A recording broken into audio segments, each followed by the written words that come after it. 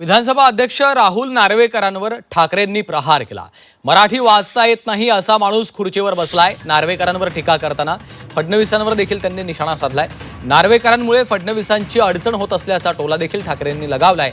सहनही होत नाही, सांगताही येत नाही अशी त्यांची अवस्था झाल्याचा टोला ठाकरेंनी लगावलाय।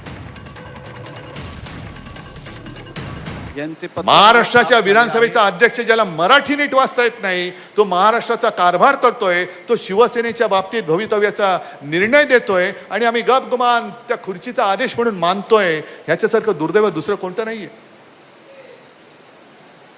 मुख्यमंत्र्यांना अजून ते कळलंय पण पचत नाहीये आणि काही वेळेला असं होतं, सहनही होत नाही आणि सांगता येत नाही, तशी मुख्यमंत्र्यांची परिस्थिती झाली।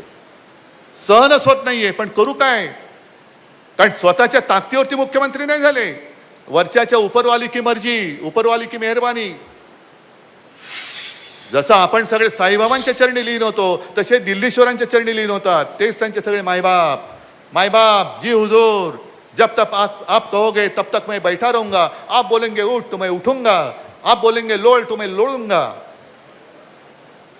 हे मुख्यमंत्र्यांचं दुःख आहे।